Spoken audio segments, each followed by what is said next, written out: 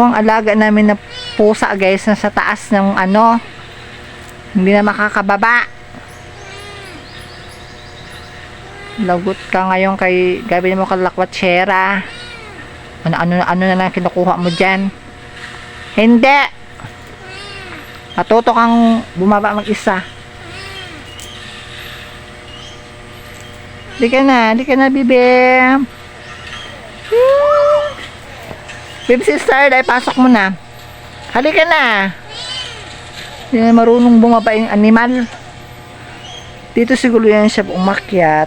Diyan kasi mataas yan. Siguro may nahabol sa doon na ano. Saan ba siya umakyat, babe? Sa bubong or dito? Sa puno? Saan siya umakyat, din sa puno mismo or din sa bubong?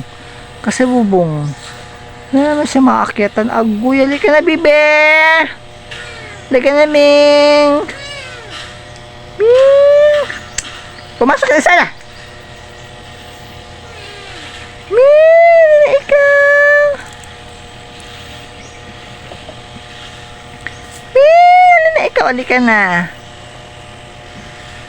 Iyak na. Sabi bisikpin niya, nabalik na yung paagad yun ni Dja. Halika na. Sakit na yung kamay ko. Sige nang hawak. Ewan ko ano ginagawa niya sa puno ng ano. Sabi ko parang may umiiyak na pusa. Hindi ka na makakalabas. Hindi ka na makababa. Ay, nako. Sobrahan sa kabuangan.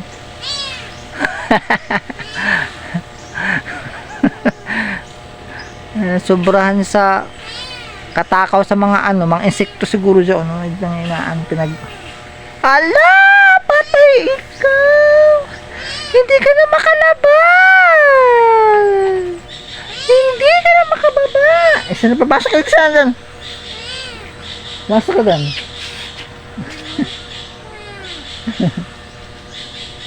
Pasok ka na, Stella. Nako, si Mingay pala yun. Si Mingay! Mingay!